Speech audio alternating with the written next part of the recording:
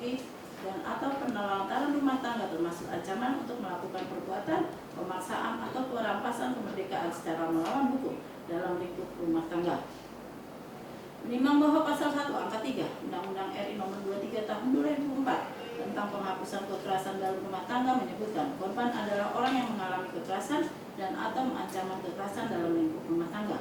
Menimbang bahwa pasal 2 Undang-Undang RI nomor 23 tahun 2004 tentang penghapusan kekerasan rumah tangga menyebutkan 1. Lingkup rumah tangga dalam undang-undang ini meliputi A. Suami, istri, dan anak. B. Orang-orang yang mempunyai hubungan keluarga dengan orang sebagaimana dimaksud pada huruf A, karena hubungan darah, perkawinan, persesuaian, pengasuhan, dan perwalian yang menetap dalam rumah tangga, dan atau C. Orang yang bekerja membantu rumah tangga dan menetap dalam rumah tangga tersebut.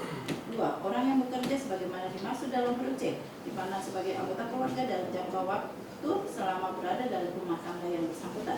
Menimbang bahwa pasal 5 Undang-Undang RI nomor 23 tahun 2004 tentang penghapusan kekerasan penelantaran rumah tangga. Menimbang bahwa terdakwa dan saksi Intan Nabila menikah tanggal 24 Agustus 2019 sebagaimana kutipan akta perkawinan nomor 0146-020-8-2019 dari pernikahan terdakwa dan saksi Intan sesuai kartu keluarga dikaruniai 3 orang anak.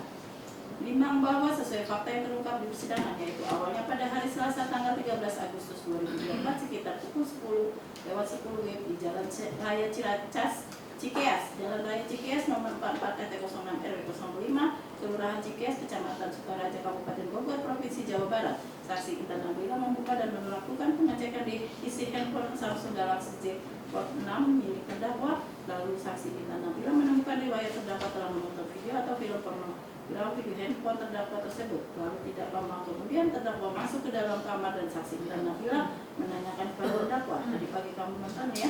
Lalu dijawab oleh terdakwa enggak. Setelah itu saksi Intan Nabila menangis. Kemudian saksi Intan Nabila bertanya kembali kepada terdakwa tentang apa yang saksi Intan Nabila temukan di handphone milik terdakwa dan akhirnya terdakwa mengakuinya. Lalu terdakwa yang saat itu tidak suka melihat saksi Intan Nabila menangis langsung emosi, tidak terkontrol dan langsung menarik rambut saksi Intan Nabila sambil memukul wajah saksi Intan Nabila dengan tangan kosong sebanyak 3 kali, mengangkat kaki saksi Intan Nabila dan mendekapnya menggunakan selimut. Lalu terdakwa kembali menarik rambut saksi Intan Nabila. Kemudian saksi Intan Nabila mengambil handphone Samsung Galaxy Z Fold 6 milik terdakwa dan kembali melarang terdakwa melihat foto atau video yang berbau pornografi, tetapi terdakwa berusaha merebut handphone tersebut dari genggaman saksi Intan Nabila sehingga saksi Intan Nabila memutuskan membanding handphone tersebut ke kasur. Kemudian terdakwa menonjok kepala saksi Intan Nabila ke arah kepala samping sebelah kiri sebanyak 1 kali dan menonjok punggung saksi Intan Nabila sebanyak 4 kali. Sambil menarik rambutnya dengan posisi tengah berdiri, saksi Intan Nabila membalas dengan memukul terdakwa. Lalu terdakwa membaringkan saksi Intan Nabila ke arah kanan sambil menarik rambutnya. Lengan sebelah kiri saksi Intan Nabila dipegang dan kaki kirinya tertindih oleh tubuh terdakwa dan saat itu anak Aura Z Ishara tertendang oleh kaki terdakwa. Menimbang bahwa akibat saksi Intan Nabila mengalami luka memar pada kepala atas sebelah kiri, pipi kiri, punggung kiri, punggung kanan dan benjol pada kepala atas kiri dan dahi kanan serta luka lecet pada dahi sebelah kanan, pipi kanan, leher sebelah kiri, lengan atas kiri dan bingkai atas kiri. Berdasarkan visum et repertum yang dikeluarkan oleh RSUD Cibinong nomor 001675 garing RSUD C garing FM FK 8/2004 tanggal 13 Agustus 2004 yang dilakukan dan ditandatangani oleh Hafizul Sak selaku pemeriksa telah melakukan pemeriksaan korban atas nama Intan Nabila. Menimbang berdasarkan fakta yang terungkap, saksi Intan Nabila telah mengalami kekerasan fisik yang dilakukan oleh suaminya, yaitu terdakwa. Dengan demikian majelis hakim berkeyakinan unsur kedua telah terpenuhi. 3. Unsur mengakibatkan korban mendapat jatuh sakit atau luka berat. Menimbang bahwa pasal 6 Undang-Undang RI nomor 23 tahun 2004 tentang penghapusan kekerasan dalam rumah tangga menyebutkan kekerasan fisik bagaimana dimaksud dalam pasal 50A adalah perbuatan yang mengakibatkan rasa sakit, jatuh sakit atau luka berat. Menimbang bahwa pada penjelasan pasal 6 huruf R nomor 23 tahun 2004 tentang penghapusan kekerasan dalam rumah tangga tidak menjelaskan pengertian rasa sakit, jatuh sakit atau luka berat. Oleh karena majelis hakim mengartikan luka luka berat berdasarkan pasal 90 KUHP yang menyebutkan yang dikatakan luka berat pada tubuh yaitu penyakit atau luka yang tidak boleh diharapkan akan sembuh lagi dengan sempurna atau dapat mendatangkan bahaya maut. Terus-menerus tidak cakap lagi melakukan jabatan atau pekerjaan, tidak lagi memakai salah satu panca indera, kudung, rompong, lumpuh, berubah pikiran atau akal lebih dari 4 minggu lamanya, menggugurkan atau membunuh anak dari kandungan ibu. Menimbang bahwa dari fakta tersebut bahwa memang benar akibat dari kekerasan fisik yang dilakukan oleh terdakwa tersebut, saksi Intan Nabila mengalami luka visum et repertum yang dikeluarkan oleh RSUD Cibinong tanggal 13 Agustus 2024 yang dilakukan dan ditandatangani oleh Dr. Habib Ursyah selaku pemeriksaan, namun sesuai keterangan saksi Intan Nabila di persidangan bahwa akibat luka tersebut saksi Intan Nabila harus beristirahat sementara waktu, tidak dapat melaksanakan pekerjaannya sementara, namun sudah sembuh dan tidak mengalami cacat permanen, sehingga saat ini saksi Intan Nabila sudah dapat beraktivitas seperti sedia kala. Dengan demikian dari fakta tersebut majelis hakim dengan berpedoman pada pasal 89 KUHP, luka yang dialami saksi Intan Nabila tidak dapat dikategorikan sebagai luka berat. Menimbang bahwa berdasarkan pertimbangan di atas, majelis hakim berkeyakinan unsur ketiga terpenuhi dari perbuatan terdakwa. Menimbang bahwa oleh karena semua unsur dari pasal 44 ayat 2 Undang-Undang RI Nomor 23 Tahun 2004 tentang penghapusan kekerasan dalam rumah tangga telah terpenuhi, maka terdakwa haruslah dinyatakan telah terbukti secara sah dan meyakinkan melakukan tindak pidana sebagaimana didakwakan dalam dakwaan ke-1 primer. Menimbang bahwa oleh karena dakwaan ke-1 primer telah terbukti, maka dakwaan ke-1 subsidiar dan seterusnya tidak perlu dipertimbangkan lagi. Menimbang bahwa mencermati dan menelaah pledoi dari yang disampaikan penasihat hukum terdakwa tersebut, majelis hakim berpendapat sebagai berikut, bahwa pada pokoknya mengakui telah melakukan kekerasan fisik terhadap korban dan kejadian tersebut terdakwa dan korban saling memukul. Terdakwa juga dipukul oleh saksi korban sehingga terdakwa juga mengalami luka. Namun terdakwa membantah saksi korban mengalami luka berat akibat kekerasan fisik yang dialami oleh saksi korban, namun hanya mengalami luka ringan karena setelah kejadian tersebut saksi korban dapat beraktivitas kembali seperti sedia kala.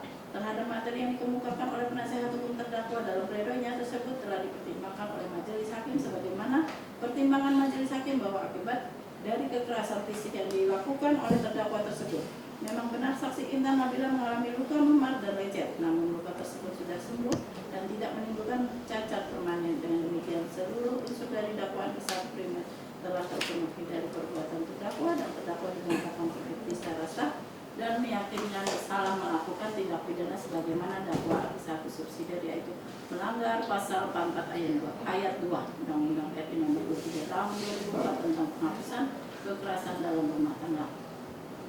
Bahwa secara teori yang dapat membebaskan terdakwa dari pertanggungjawaban pidana, yaitu atas alasan pembenaran adalah alasan yang meniadakan sifat melawan hukum. Suatu perbuatan jenis-jenis alasan pembenaran adalah A. Daya paksa, B. Pembelaan terpaksa, C. Sebab menjalankan perintah undang-undang, D. Sebab menjalankan perintah jabatan yang sah.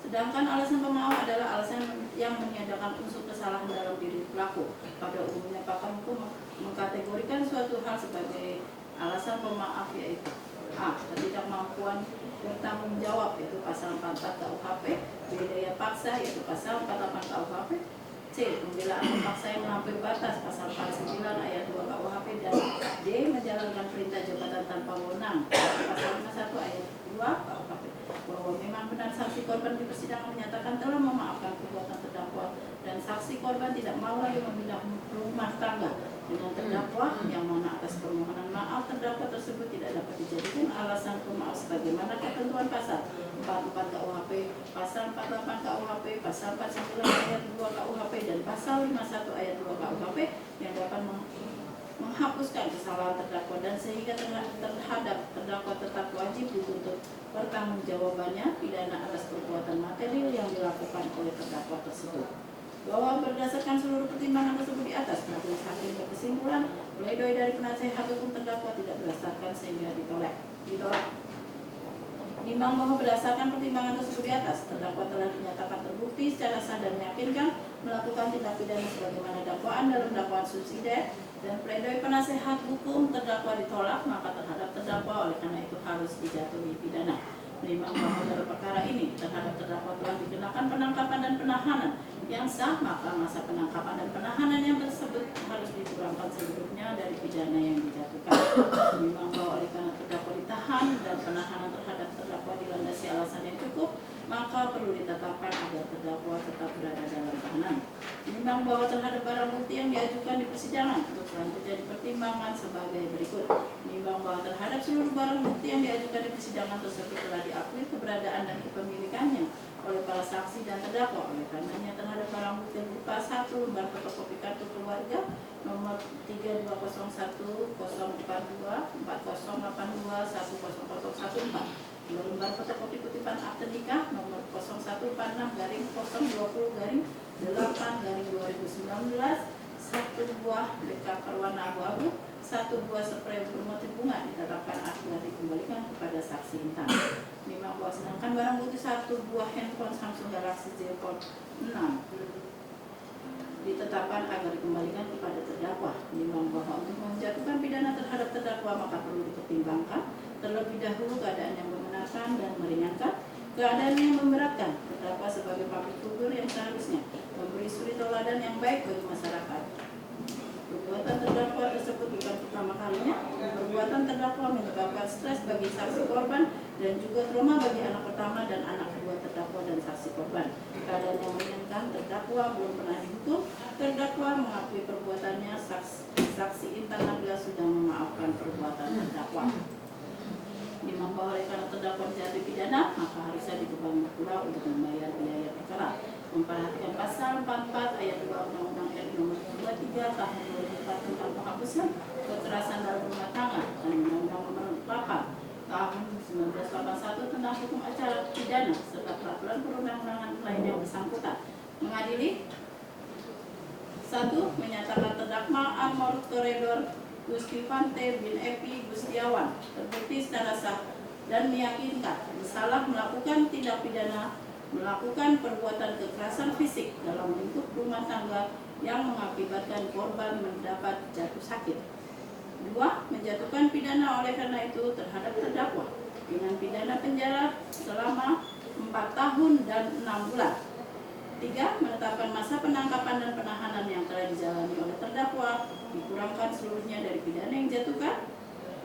4. Menetapkan terdakwa tetap berada dalam tahanan. 5. Menetapkan barang bukti berupa 1 lembar fotokopi kartu nomor 320104240821014, 2 lembar kutipan akte nikah nomor 0146-02-8-2019, 1 buah BK berwarna abu-abu, 1 buah spray bermotif bunga dikembalikan kepada saksi Intan Nabila, 1 buah handphone Samsung Galaxy Z Fold 6 dikembalikan kepada terdakwa.